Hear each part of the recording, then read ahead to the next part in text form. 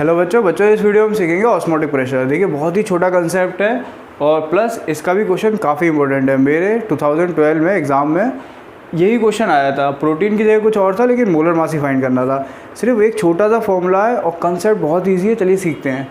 देखिए बच्चों एक बात समझिए। देखिए मान लीजिए कोई एक वेसल है इस तरीके का, ठीक है, ये इस तरीके का कोई वेसल है और इस जगह पर समझिए, इस जगह पर सॉल्यूशन भरा पड़ा है और इस जगह पर प्योर सॉल्वेंट भरा पड़ा है। ठीक है, बात समझ में आई बात या नहीं। और यहाँ पर कोई एक प्रेशर, यहाँ पर मान लीजिए एक सेमी परमिएबल मेम्ब्रेन रख लगा दीजिए। डरिएगा नहीं मेम्ब्रेन वगैरह से, ये सब हमें ज़्यादा नहीं समझना, बस बात समझिएगा।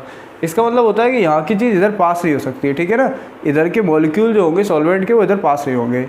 अब एक बात आई है, जो सॉल्वेंट होता है वो प्योर होता है, जो सॉल्वेंट होता है वो प्योर होता है, जो सॉल्यूशन होता है उसके अंदर हम थोड़ा सा सॉल्यूट मिला देते हैं ना। इसका मतलब पहले ये भी सॉल्वेंट ही था लेकिन इसके अंदर जैसे ही आपने सॉल्यूट मिलाया तो ये क्या हो गया, थोड़ा सा सॉल्यूट मिला दिया तो ये क्या हो गया, ये सॉल्यूशन बन गया ना, हाँ या ना। तो बस आपको ये सीखना है कि अगर एक तरफ सॉल्यूशन है दूसरी तरफ सॉल्वेंट है तो ये सॉल्यूशन प्रेशर एक्सर्ट करता है। ये एरो बना रहा हूँ, ये क्या करता है, प्रेशर एक्सर्ट करता है, जिसका नाम होता है भाई ऑस्मोटिक प्रेशर। क्या होता है, ऑस्मोटिक प्रेशर। और इसका एक सिंपल फॉर्मूला होता है P बराबर CRT। P या फिर पाई किसी से भी नोट कर सकते हैं इसको आप, पाई बराबर CRT। तो कंसेप्ट इतना इजी कि सॉल्यूशन सॉल्वेंट पर क्या करता है, प्योर सॉल्वेंट पर प्रेशर एक्सर्ट करता है। प्रेशर का मतलब अगर आप यहाँ पर इसे बंद कर देंगे तो ये चीज़ क्या हो जाएगी, ऊपर उठ जाएगी, हाँ या ना, क्योंकि ये प्रेशर एक्सर्ट कर रहा है, ठीक है। और वो प्रेशर कितना होता है आपका, पाई इक्वल्स टू CRT। अब यहाँ पर C क्या है भैया, ये तो बता ही दो। C तो बताया ही नहीं आपने। C होता है भैया मोलरिटी ऑफ सॉल्यूशन। इसकी मोलरिटी, जो भी आप सॉल्यूट मिलाएंगे तो क्या होगा, नंबर ऑफ मोल्स वगैरह आएंगे ना, तो इसका मतलब क्या आ जाएगा, मोलरिटी निकल आएगी ना, ठीक है। और R क्या होता है यहाँ पर भैया, R की वैल्यू मत भूलना यार। R की वैल्यू होती है 0.083। अगर कभी पहले भी नहीं पढ़ी है तो रट लो अभी के अभी की। R गैस कांस्टेंट होता है 0.083। और भैया T तो होता है भैया टेम्परेचर।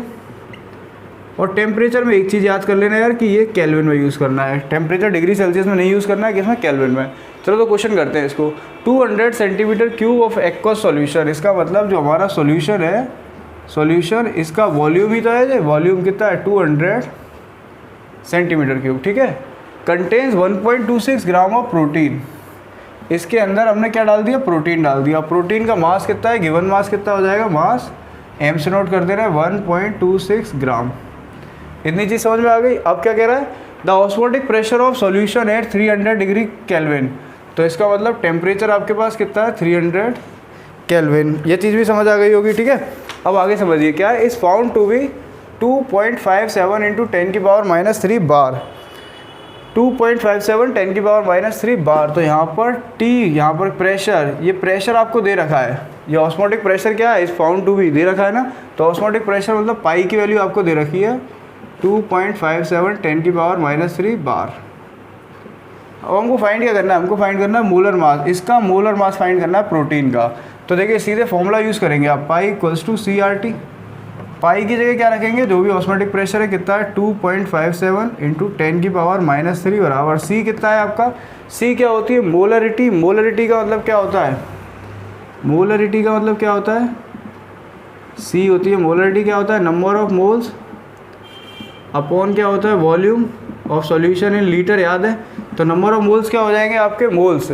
नंबर ऑफ मोल्स क्या होते हैं, मास अपॉन मोलर मास। मास कितना है 1.26 ग्राम, ये निकालने हैं हम, डिवाइडेड बाई मोलर मास। हमें नहीं पता तो हम mm मान रहे हैं, समझ गए। मोलर मास किसका, प्रोटीन का। ये मास किसका है, प्रोटीन का। तो mass upon molar mass into volume in litre. तो लीटर में नहीं है ये हमारा, ये कायम है सेंटीमीटर क्यूब में। सेंटीमीटर क्यूब में ही आएगा आपको फंसाने के लिए। तो आपको बस 1000 से डिवाइड कर देना है, ज़्यादा नहीं सोचना है। 1 सेंटीमीटर में अगर है तो 1/1000 हो जाता है। तो बस आपको इसको 1000 से डिवाइड कर देना है। तो यहाँ क्या आ जाएगा, 200/1000, समझ गए। ये ऊपर जाएगा तो 1.26 इंटू 1000 अपॉन mm इंटू 200, 2 0 से 2 0, इससे क्या है 5 टाइम्स। इसको इंटू कर देते हैं इसको, तो 5 6 = 30, 3 5 2 = 10 और 3 और 5 1 = 5। तो ये आ जाएगा 6.3 अपॉन mm, समझ गए या नहीं। इसको इससे इंटू किया ना, 12 5 60 और 5 6×5 30, तो 6.3 अपॉन mm आ गया या नहीं।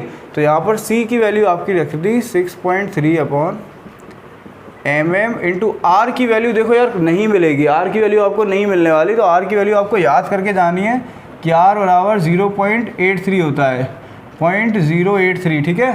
तो यहाँ आ जाएगा 0.083 और टी की वैल्यू आपको मिलेगी। टी कितना है आपका टेम्परेचर 300 केल्विन। तो यहाँ से आप क्या mm नहीं निकाल पाओगे आप, इंटू 0.083 इंटू 300 अपॉन 2.57 इंटू 10⁻³ तो यहाँ से आप इसको अगर सॉल्व करोगे तो ये कितना आ जाएगा आपका 6610022 ग्राम पर मोल। देखो इसके एक दो क्वेश्चन अभी स्क्रीन पर चलेंगे, उन्हें ज़रूर कर लेना। और दूसरी चीज़ बाद में चल जाएंगे, अभी स्क्रीन पर दूसरी चीज़ समझ लीजिए। दूसरी चीज़ एक चीज़ पूछ सकता है वो रिवर्स ऑस्मोसिस। तो रिवर्स ऑस्मोसिस क्या होती है समझिएगा इसको और समझ लीजिए, ये सब देख लीजिए। अगर उतारा नहीं उतारा हो तो देख लीजिए। पाई इक्वल्स टू CRT, सारी चीज़ें समझ आ गई होंगी। बस जल्दी से अब एक रिवर्स ऑस्मोसिस का कंसेप्ट समझ लीजिए, बहुत छोटा है।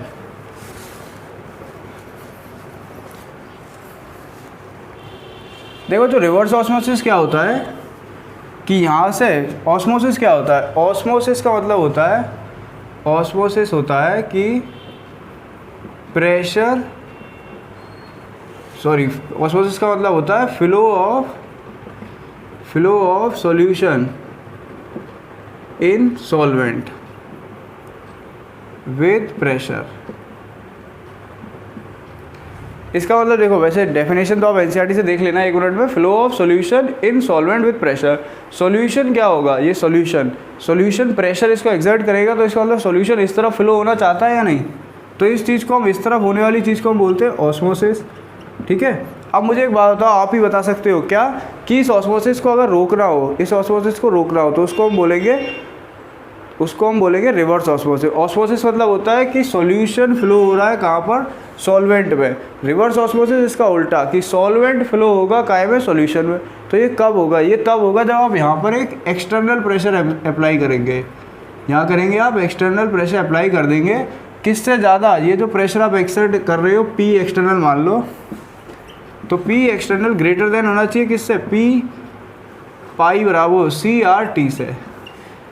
समझ गए होगे कि अगर यहाँ से जो प्रेशर आ रहा है उससे ज़्यादा प्रेशर एक्सर्ट करोगे तो ये सॉल्वेंट के मॉलिक्यूल क्या हो जाएंगे, इस तरह फ्लो होंगे ना सॉल्यूशन में। तो रिवर्स ऑस्मोसिस क्या होता है, ऑस्मोसिस अगर इसकी बिल्कुल हिंदी डेफिनेशन बताऊँ क्या, कि when external pressure is applied on solvent P external greater than CRT, then molecule of solvent flow in solution side, to solution side लिख सकते हो, ठीक है। तो सॉल्यूशन से सॉल्वेंट की तरफ जाना ऑस्मोसिस, सॉल्वेंट से सॉल्यूशन की तरफ आना रिवर्स ऑस्मोसिस। सारे कंसेप्ट देख लीजिए स्क्रीन पर। अब जो क्वेश्चन आ रहे हैं इनको सॉल्व कर लीजिए। और एक दो क्वेश्चन ऐसे भी हैं इसके वेंटॉफ फैक्टर वाले, उनको प्लीज़ जल्द ट्राई कर लीजिएगा क्योंकि वो थोड़े से क्रिटिकल होते हैं, तो उनको समझने में टाइम लगता है। तो यार अगर आप अच्छा समझ सकते हो तो आप ये क्वेश्चन खुद ट्राई कर सकते हो। कोई दिक्कत आती है वेंटॉफ फैक्टर में तो नीचे कमेंट करना, मैं और वीडियो बना दूंगा। चलो बच्चों, जय हिंद, बाय बाय।